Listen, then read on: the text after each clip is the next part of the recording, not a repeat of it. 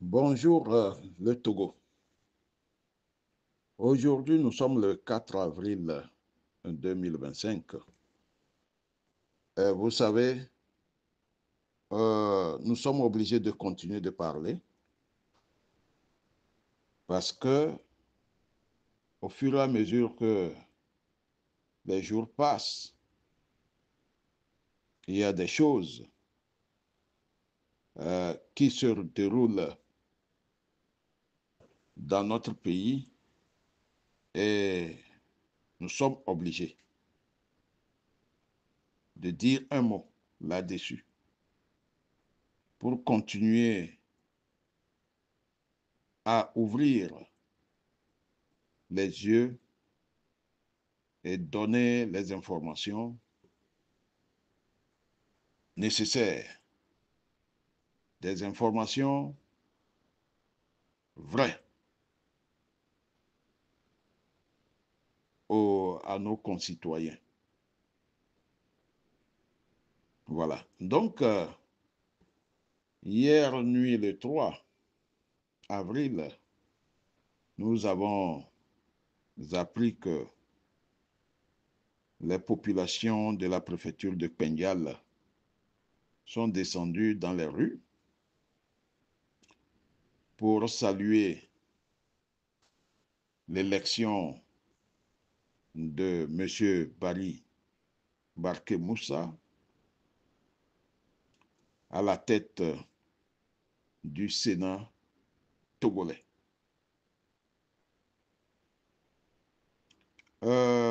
Cette population a également salué au cours de ces manifestations la politique de paix et de développement de M. Faure Gnassingbé. Donc, c'est pour cela que je prends la parole pour essayer de dire à cette population ce qui se passe au fond. Voilà. Population de Pendial, je vous salue. Vous êtes descendus dans les rues à cause de l'élection de M. Barke comme président du Sénat. D'abord, je voudrais vous dire que, en toute sincérité, notre petit pays, le Togo, qui a tous les problèmes sur le plan économique, sur le plan développement, ne peut pas s'octroyer un Sénat. Souffrez que je vous dise que le Sénat du Togo, le Sénat que M. Faure Gnassingbé vient de créer, est inutile pour notre pays. Si vous saviez le motif pour lequel M. Faure Gnassingbé a créé ce Sénat, vous ne seriez pas, ou du moins, vous ne sortiriez pas dans les rues. Voilà. Je voudrais juste demander si la préfecture de Pendial est sortie de la zone de l'état d'urgence. Je ne pense pas. La préfecture de Pendial, ou du moins, oui, la préfecture de Pendial est toujours sous le régime d'état d'urgence actuellement. Et nous sommes surpris que vous êtes sortis dans les rues. Qu'à cela ne tienne. Vous savez, je voudrais vous rappeler que le Sénégal, sous Macky Sall, a eu à supprimer le Sénat. Et quand il l'a supprimé, il a fait une économie de près de 70 milliards. Juste pour vous dire que le Sénat sénégalais coûtait aux contribuables sénégalais, c'est-à-dire vous, au Togo par exemple, vous êtes des contribuables. Le Sénat coûtait aux contribuables sénégalais près de 70 milliards par an. Et quand ils l'ont supprimé, les 70 milliards ont permis à M. Macky Sall de construire quelques hôpitaux et quelques centres de soins dans les zones les plus reculées.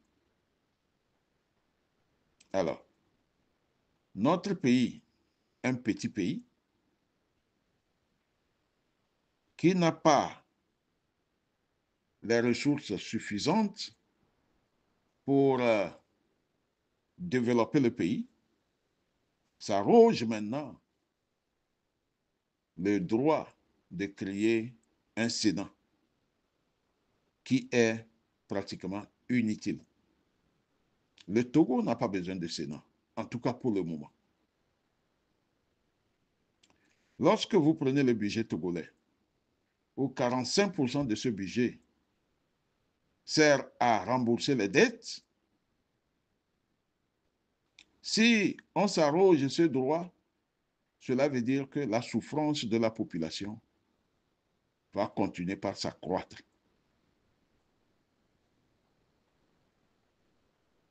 Donc, je continue de vous le dire, le Sénat, quand on parle du Sénat, souvent c'est dans les pays riches qu'on écoute cela. C'est dans les pays riches qu'on voit ça. Parce que dans ces pays, les populations ont au moins 3 repas par jour. Ces populations ont des routes, ils ont des infrastructures. Ces populations ont de l'eau partout, ils ont de l'électricité. Ces populations, du moins, ont de l'électricité partout. Ces populations ont des hôpitaux, même dans les zones les plus reculées. Et lorsque tout le monde mange à sa faim et que l'argent déborde, là, on crée le Sénat. On crée le Sénat pour le prestige. Voilà. Bien évidemment, dans la zone de Pendial, nous savons qu'il n'y a aucune infrastructure là-bas. Est-ce qu'une seule route,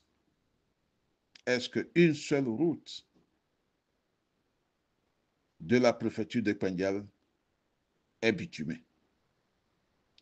Avez-vous des rues bitumées dans le Pendial? Avez-vous un petit palais de sport? Encore moins un terrain de foot.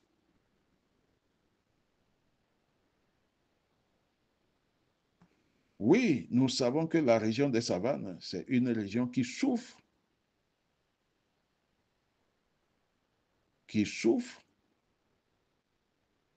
parce que l'eau potable est rare. En tout cas, dans les saisons, dans la saison sèche, actuellement.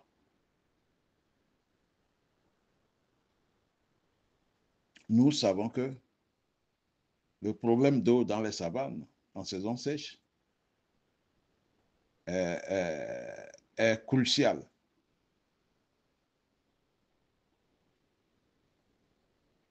Dans le Pendial, Vous n'avez pas le minimum.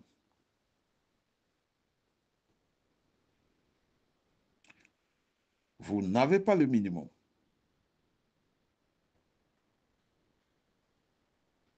Et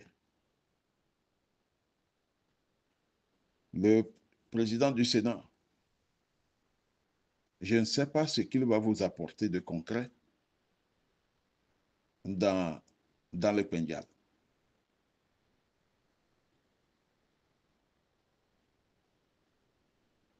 Donc, sur ce côté, nous souhaitons que vous n'apparaissez pas, ou du moins, il ne faut pas paraître ridicule aux yeux des autres Togolais.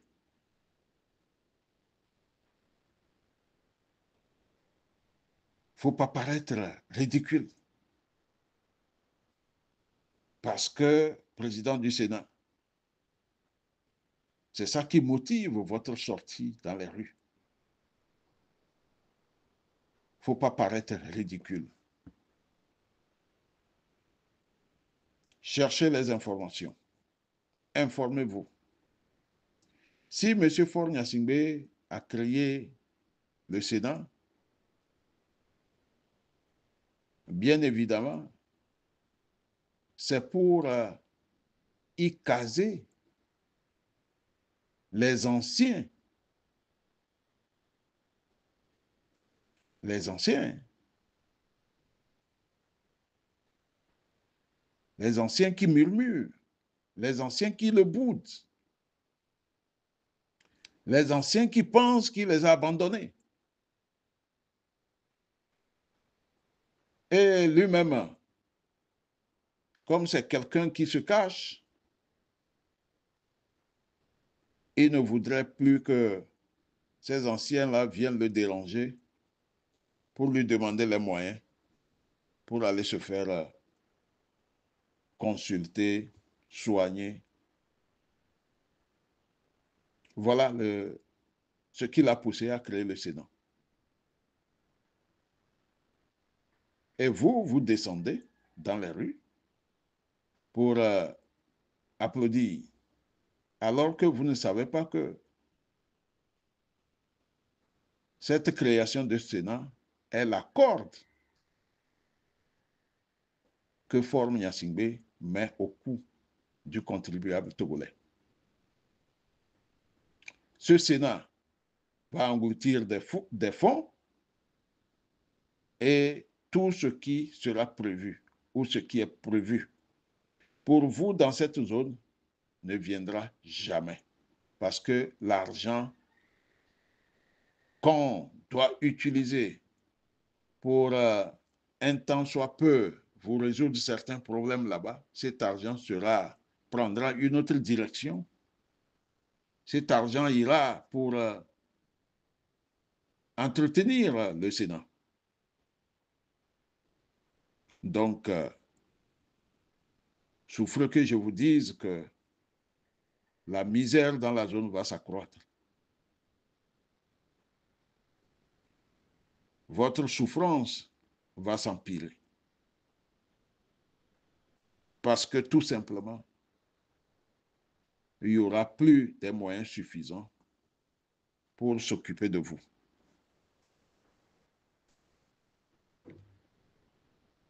Voilà. Aussi, vous êtes descendu dans les rues pour saluer la politique de développement et de paix de M. Faure Gnassingbé.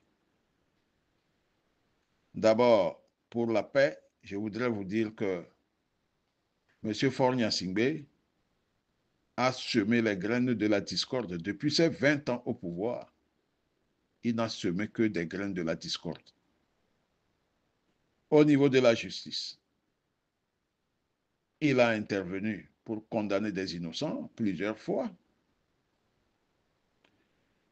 Il a mis en prison des gens pour avoir juste exprimé leur opinion. Il a dans ses geôles des femmes malades des femmes, des veuves qui ont été arrêtées pour un oui ou un non. Il a dans ses geôles des prisonniers politiques. Ça, c'est des germes de la discorde. En plus de cela, comme vous le savez, toutes les élections au Togo sont des élections truquées. Ces fraudes régulières dans les élections au Togo ont semé les germes de la discorde.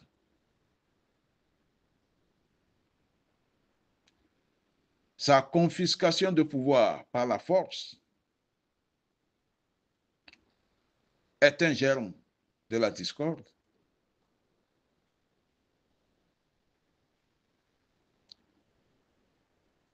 Actuellement, dans le pays, les gens sont muselés. Au même moment, on vous trompe que le Togo est en démocratie, alors que le Togo est une dictature.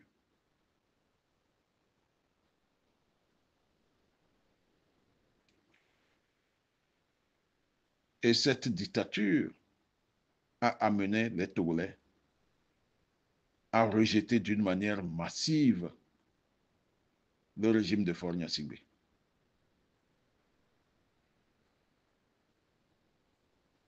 Si dans le pays, les gens n'arrivent pas à s'exprimer, au niveau de la diaspora, nous sommes libres. Nous nous exprimons, nous parlons, nous disons tout. Ce qui est caché, nous les sortons. Mais vous, au niveau de Pendial, malheureusement, comme le Togolais lambda sait le dire, vous êtes dans le 6e continent, parce que quand les fonctionnaires togolais sont affectés là-bas, les gens pleurent. Parce que dans cette zone, vous êtes coupé de tout. Pour aller à Dapan, la ville la plus proche de Pendial, il faut faire entre 90 et 100 kilomètres dans la poussière. Une route difficile. Nous savons qu'aujourd'hui, il y a des latérites qu'on met sur ça, mais c'est pas suffisant. C'est pas suffisant.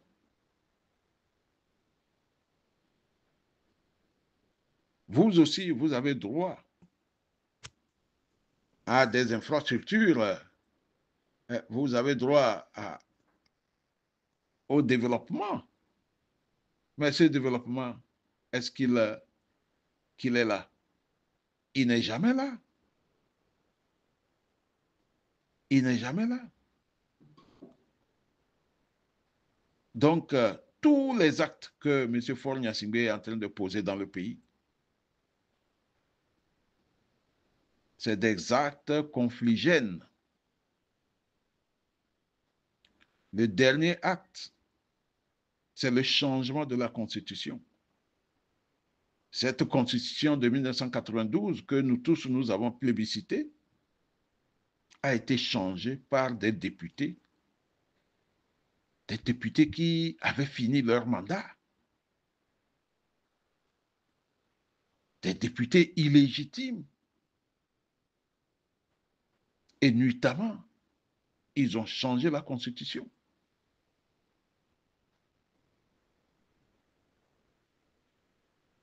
Et c'est le problème là qui est là aujourd'hui. Et cette Constitution a été changée uniquement au profit de M. Faure Gnassingbé. Quand j'entends parler certains membres du régime qui disent que ce changement de constitution donnera ou va booster l'économie du pays, j'ai dit, mais vous avez toujours trouvé les Togolais comme des moutons, parce que c'est des histoires, que c'est ça là, c'est des histoires. le changement de cette constitution, c'est juste pour que Faure Gnassingbé ne soit plus décrié après les élections présidentielles. Puisque à chaque élection présidentielle, si il ne vole pas, il ne gagne pas. On vole dans les urnes. Quand ça ne va pas, on vole à la CENI devant tout le monde. Si ça ne va pas à la CENI, Faure Gnassingbé lui-même crée les résultats, il les envoie à la CENI pour lecture. Vous ne savez pas ça.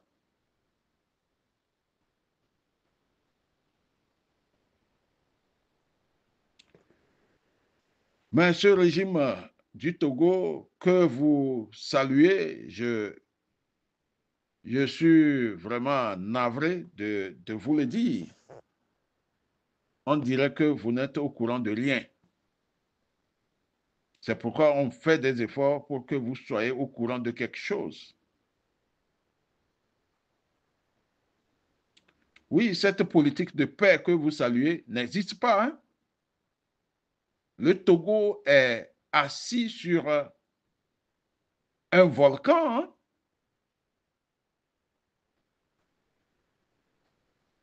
Les Togolais sont en colère actuellement.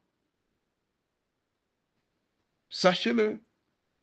Parce que ce que vous avez fait comme manifestation paraît ridicule aux yeux des Togolais. Vous avez tous les problèmes dans le Pendial et vous sortez pour saluer ce qui rend vos vies difficiles dans la zone.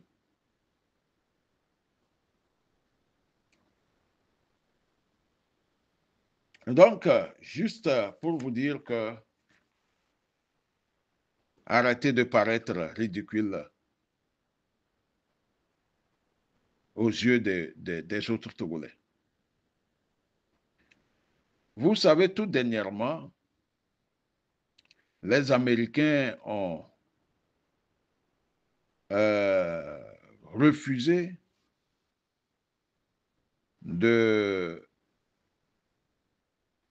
d'octroyer les moyens, c'est-à-dire l'argent, au régime du Togo. Vous savez que, entre-temps, depuis 2012, le régime du Togo a postulé au Millennium Challenge Corporation, qui est un consortium que les Américains ont créé pour récompenser les pays africains qui font des progrès en matière de démocratie. Voilà. Depuis 2012, le Togo est derrière ce programme. Et lorsque le pays est jugé digne pour recevoir ces moyens, les Américains se réunissent pour le faire d'une manière solennelle. Et le Millennium Challenge Corporation, lorsque tout est OK, le pays peut avoir jusqu'à 480 millions de dollars. Ça fait pratiquement près de 300 milliards. Et les Américains donnent cet argent-là d'une manière, c'est gratuit, quoi. Beaucoup de pays en ont bénéficié. Quand vous prenez le Bénin, le Ghana, le Sénégal, le Mali une fois, le Bénin a gagné cet argent-là 2 fois. Le Ghana aussi 2 fois. La Côte d'Ivoire une fois. Le Sénégal, je pense, 2 fois. Mais le Togo, depuis 2012, ça fait 13 ans. Le Togo poursuit cet argent. Mais ne l'obtient jamais. Parce qu'en matière de démocratie, notre pays est nul. Notre pays est nul. C'est pour cela, le Togo, tout dernièrement, dans le mois de novembre ou décembre dernier, le Togo a été recalé. Voilà. Je préfère que vous sortiez dans les rues pour obliger M. Faure Gnassingbé à démocratiser le Togo pour que le développement, le vrai développement, arrive même dans le Pendial. Dans le cas contraire, vous voyez, le grand nord du Togo ressemble à un désert. Tant que ce régime existera, le Pendial ne se développera jamais. Je pense qu'il est temps que vous, en tant que population dans le Pendial, il est temps que vous montrez que vous êtes courageux et dire à M. Faure Gnassingbé que, après près de 60 ans d'une seule famille au pouvoir, ça suffit comme cela. Je vous remercie, Olivier Amand.